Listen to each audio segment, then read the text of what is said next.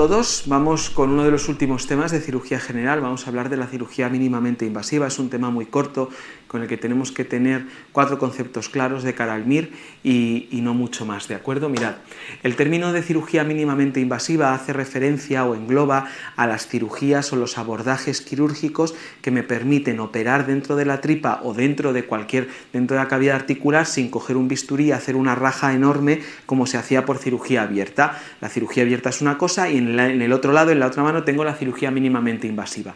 Hasta hace unos años en la cirugía mínimamente invasiva solo tenía la cirugía laparoscópica. A día de hoy esta mano engloba, la cirugía mínimamente invasiva engloba la cirugía laparoscópica y la cirugía robótica, ¿de acuerdo? Entonces esto hay que entender que solo es una manera de llegar a un problema. Yo me puedo ir de Madrid a Valencia en coche y en Cuenca se me rompe y me cojo el tren. ¿Qué quiere decir esto? Que si yo empiezo a operar por cirugía laparoscópica y llega a un punto en el que no avanzo, creo que el riesgo de la cirugía laparoscópica es mayor, yo paro y cojo y abro al paciente. No es una complicación, importante, cambiar el abordaje no es una complicación, es una manera de llegar al problema de maneras diferentes, ¿bien? ¿Qué nos facilita la cirugía mínimamente invasiva, ya sea laparoscópica o robótica? Bueno, pues como veis ahí, al final nosotros respondemos a los procesos inflamatorios. Cuanto más daño me hagan, mayor es mi respuesta inflamatoria. Si me hacen menos heridas, por lo tanto, mi respuesta inflamatoria será menor. Al tener menor respuesta inflamatoria, mi recuperación va a ser más rápida y mejor. Voy a tener menor dolor. Y importante, si tengo menor dolor, cuando me operan la tripa, yo respiro bien. Si vosotros os miráis, vuestra respiración no solo es torácica, es abdominal. Si tengo una raja desde el pubis hasta el esternón, que cada vez que hincho un poco la tripa me tira, pues a lo mejor no respiro bien y eso hace que el pulmón no se expanda del todo. Atelectasia, sobre esa atelectasia se puede formar una neumonía y ya tenemos otra infección de sitio quirúrgico. Perdón, otra infección nosocomial. ¿De acuerdo? Importante que os acordéis de esto.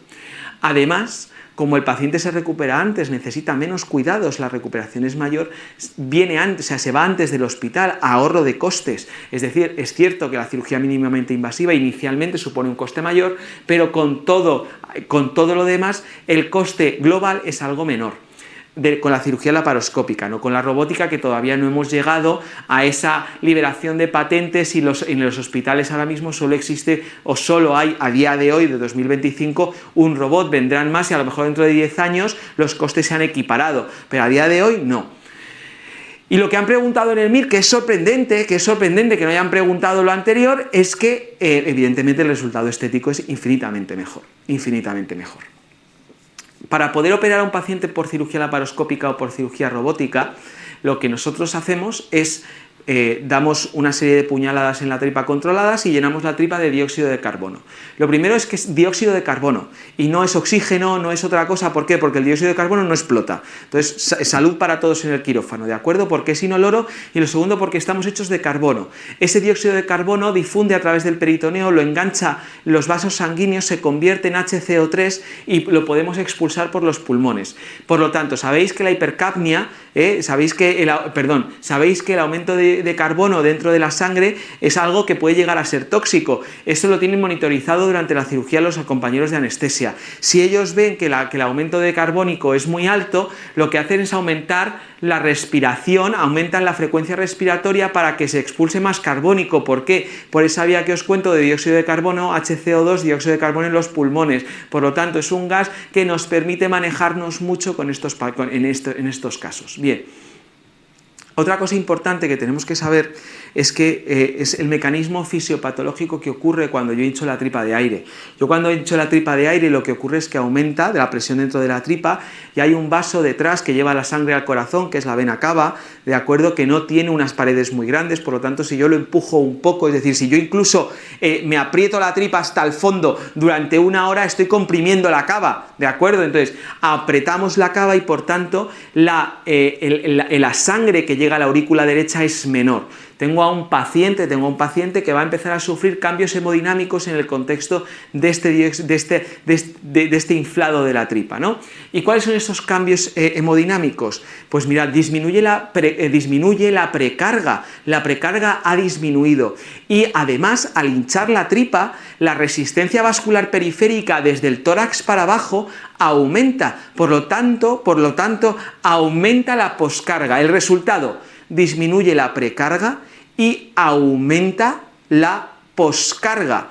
Por lo tanto, lo que tenemos es una disminución del gasto cardíaco. Tenemos una disminución del gasto cardíaco.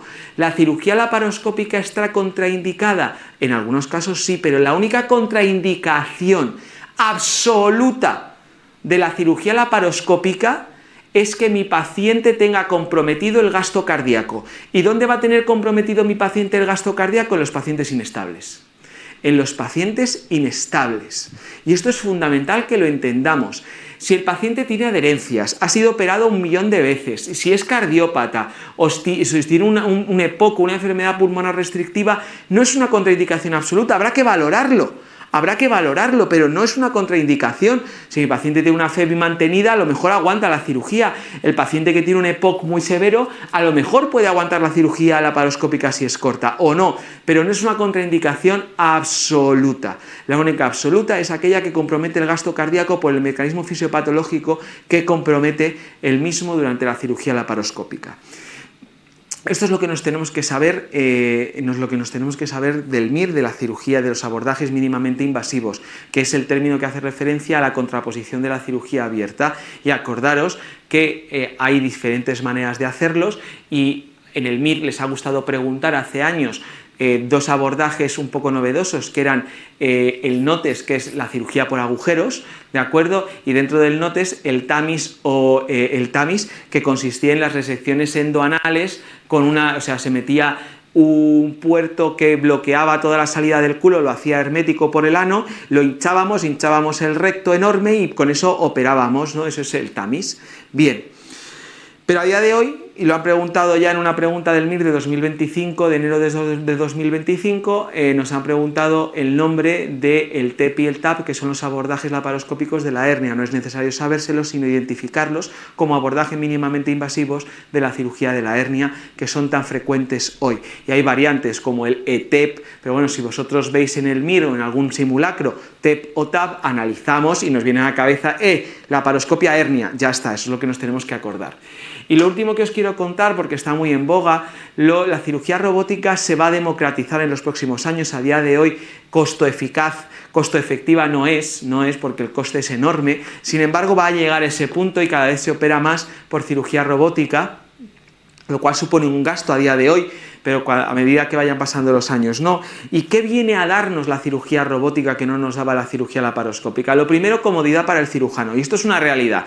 En vez de operar de pie 8 horas, opero sentado, ¿vale? Pero a nivel técnico, ¿qué es lo que ocurre? Si yo por laparoscopia tenía una pinza que hacía este movimiento, solo este movimiento, abría y cerraba las mandíbulas. Sin embargo, lo que viene a darnos la cirugía robótica es precisión en un movimiento de muñeca, y esto tiene un término técnico que se llama grados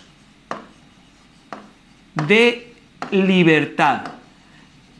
Podremos entender que en vez de solo tener este movimiento, si yo tengo mi movimiento de la muñeca, es como si tuviera una mano en miniatura dentro del paciente. Y esto hace que produzca menos inflamación porque mi disección va a ser más precisa. El paciente va a ser más precisa la cirugía. A día de hoy, ¿dónde está indicada con un poco de evidencia y no mucha esta cirugía? En sitios donde sea muy difícil acceder.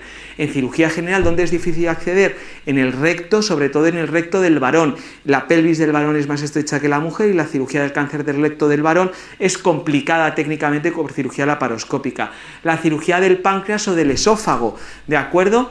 En el caso de urología, la próstata tiene un abordaje por cirugía robótica estandarizado, muy bueno, con menos inflamación, pero que sepáis que a día de hoy el robot es muy caro, va a llegar un momento en el que el robot mejorará, que lo que nos aporta el robot no es, a día de hoy, lo único que ha demostrado que aporte no es menos dinero, recuperación precoz, no está demostrado que a día de hoy el robot se recupere un paciente antes que por cirugía laparoscópica. Lo demostraremos científicamente dentro de unos años, pero a día de hoy no está.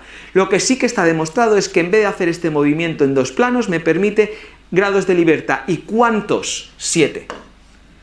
7 grados de libertad. Y esto es lo que nos tenemos que saber de este tema tan cortito.